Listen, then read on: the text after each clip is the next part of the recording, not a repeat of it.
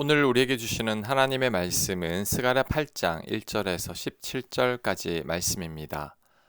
1절 만군의 여호와의 말씀이 임하여 이르시되 만군의 여호와가 이같이 말하노라. 내가 시온을 위하여 크게 질투하며 그를 위하여 크게 분노함으로 질투하노라.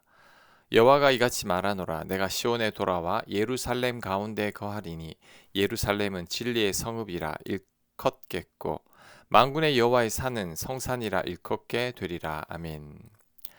하나님께서 시온을 위해서 크게 질투하신다고 합니다. 여기서 질투라는 단어를 주목해야 합니다. 여기서 질투는 인간의 시기심이나 미움을 의미하는 질투가 아닙니다.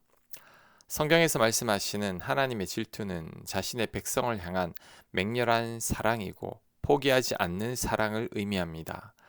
마치 사랑하는 아내를 다른 이에게 빼앗겼을 때에 남편이 느끼는 분노와 되찾고야 말겠다라는 열정과 같은 거죠. 하나님 지금 폐허가 된 예루살렘과 무기력해진 이스라엘 백성들을 보시면서 그들을 향한 애끓는 사랑의 심정입니다. 그래서 3절에서도 내가 시온에 돌아와 예루살렘 가운데 거하리니 라고 선포하신 겁니다. 이를 볼 때 우리의 회복은 우리가 아닌 하나님께 달려 있다는 것을 알 수 있습니다. 우리의 회복은 우리의 의지나 노력에서 시작되는 것이 아니라 우리를 포기하지 않으시는 하나님의 뜨거운 사랑에서 시작됩니다. 이런 모습은 잃어버린 한 마리 양을 찾아다니는 목자의 모습이고 양을 찾은 후에 그 양을 어깨에 메고 기뻐하면서 되돌아오는 선한 목자의 사랑과 열심이죠. 혹시 지금 삶의 고난 속에서 하나님께서 나를 버리신 것 같이 느끼고 있습니까?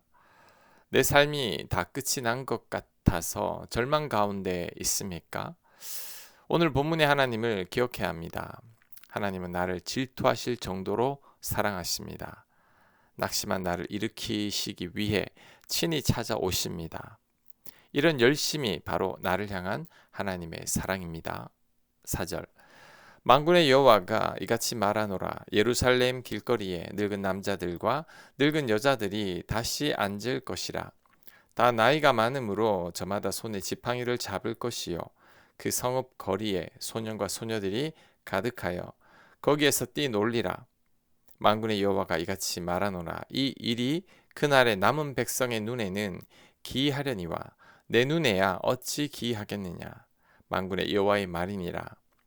만군의 여호와가 이같이 말하노라. 보라, 내가 내 백성을 해가 뜨는 땅과 해가 지는 땅에서부터 구원하여 내고 인도하여다가 예루살렘 가운데 거주하게 하리니 그들은 내 백성이 되고 나는 진리와 공의로 그들의 하나님이 되리라. 아멘. 하나님은 늙은 남자와 여자가 거리마다 앉을 것이고 아이들이 놀 것이라고 합니다. 이것은 화평과 회복을 상징합니다. 이스라엘 백성들이 포로로 잡혀갔을 때에는 노인은 죽었고 아이는 없었습니다. 하지만 지금은 하나님께서 과거처럼 다 회복시키시겠다라는 거죠. 이런 회복이 사람들 눈에는 기이하게 보이겠지만 하나님께는 지극히 쉬운 일이라고 합니다. 하나님은 동서각지에서 흩어진 백성을 구원하여 다시 언약 백성으로 삼으시고 그들의 하나님이 되어 주시겠다고 약속하셨습니다. 이스라엘을 완전히 회복시켜 주시겠다는 거죠. 이를 볼 때 하나님은 불가능해 보이는 일들도 능히 가능하게 바꾸시는 분이심을 알 수 있습니다. 우리에게는 불가능한 일들이 있지만 하나님께는 불가능이 전혀 없습니다. 아브라함이 그 좋은 예죠. 100살이 다 된 아브라함에게 하나님은 자손을 약속하셨습니다. 아브라함과 사라는 너무 터무니없는 말처럼 들렸기에 웃기까지 했죠. 하지만 하나님은 여호와께 능하지 못한 일이 있겠느냐라고 말씀하셨습니다. 결국 하나님의 말씀대로 됐죠. 에스겔 37장에서도 하나님은 마른 뼈들에게 생기를 불러넣어서 큰 군대로 만드셨습니다. 뼈밖에 없는 골짜기에서 대군을 만드신 거죠. 우리 하나님께는 능치 못할 일이 없습니다. 인간이 보기엔 불가능한 일들이 하나님께는 다 가능한 일이 되고 마는 거죠. 그러므로 우리 계산으로 불가능해 보인다고 포기해서는 안 됩니다.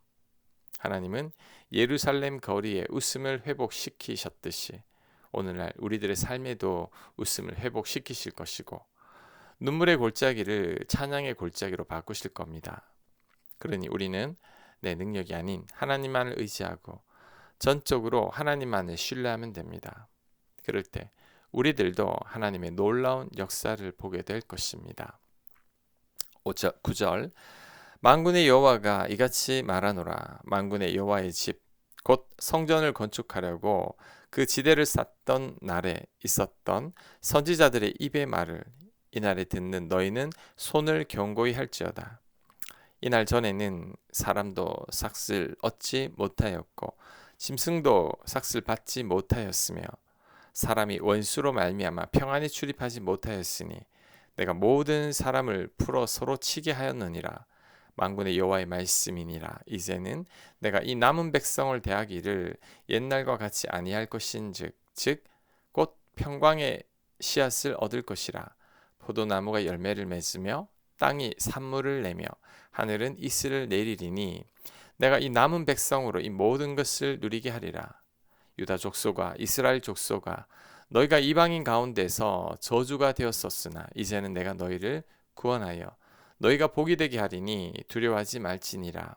손을 견고히 할지니라. 아멘. 자, 하나님은 성전 재건의 기초를 놓던 날에 백성들에게 손을 견고히 하라고 명하셨습니다. 과거에는 사람도 짐승도 싹쓸 얻지 못하고 원수로 인해 평안이 없었습니다. 그러나 이제 하나님은 옛날처럼 대하지 않으시고 새로운 회복을 약속하셨습니다. 즉 하나님의 백성이 이전에는 이방인 가운데 저주받은 자로 불렸지만 이제는 복이 되는 백성으로 회복시키시겠다고 약속하신 거죠. 자, 14절 만군의 여호와가 이같이 말하노라. 너희 조상들이 나를 경노하게 하였을 때에 내가 그들에게 재앙을 내리기로 뜻하고 뉘우치지 아니하였으나 이제 내가 다시 예루살렘과 유다 족속에게 은혜를 베풀기를 뜻하였나니 너희는 두려워하지 말지니라. 너희가 행할 일은 이라니라. 너희는 이웃과 더불어 진리를 말하며 너희 성문에서 진실하고 화평한 재판을 베풀고 마음에 서로 해하기를 도모하지 말며 거짓 맹세를 좋아하지 마라. 이 모든 일은 내가 미워하는 것이니라. 여호와의 말이니라. 아멘. 이스라엘 백성들이 불순종했을 때는 징계했으나 이제는 하나님께서 은혜를 베풀어 주시겠다고 말씀하셨습니다. 대신에 진리를 말하고 공평하게 재판하고 서로 사랑하고 거짓 맹세하지 말라고 합니다. 이런 것들은 하나님께서 미워하는 것들이라고 말합니다. 즉 이제는 하나님 말씀에 순종하라는 거죠. 자, 이것을 우리들에게도 그대로 적용할 수 있습니다. 죄 많은 우리에게 하나님은 놀라운 은혜를 베풀어 주셨습니다. 자격 없는 우리들이 예수님의 십자가 보혈로 하나님의 자녀가 됐습니다.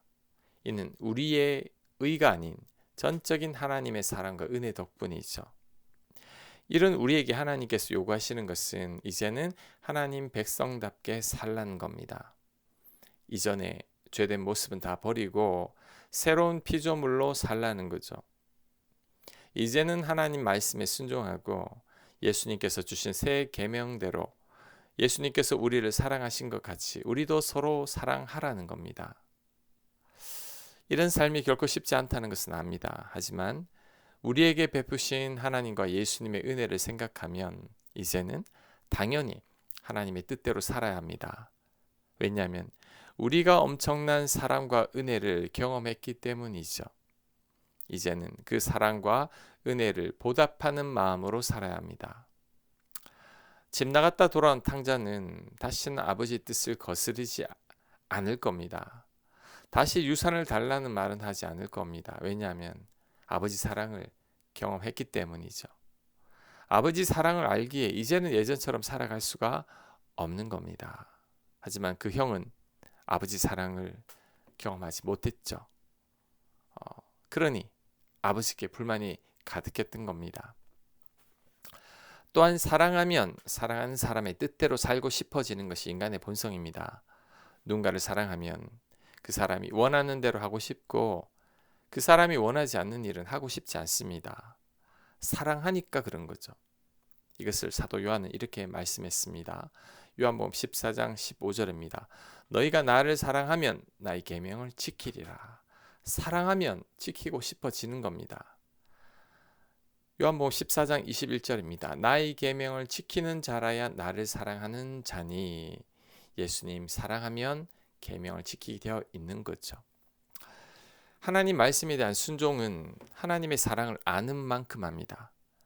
탕자가 아버지 말씀에 순종할 수 있는 것은 아버지 사랑을 알았기 때문이죠. 사랑을 알게 되면 이제는 그 사랑에 걸맞게 살고 싶어지는 겁니다. 또한 하나님 말씀에 대한 순종은 하나님을 사랑하는 만큼 압니다. 하나님을 사랑하면 순종하지 않을 수 없고 내 곁의 사람들을 사랑하지 않을 수 없죠. 우리가 받은 사랑과 은혜를 생각해야 합니다. 놀라운 사랑과 은혜를 받았으니 이제는 과거와 다른 삶을 살아야 합니다. 하나님 말씀에 순종하며 하나님 뜻대로 살며 서로 사랑하며 살아야 합니다. 그것이 우리를 향한 하나님의 뜻입니다.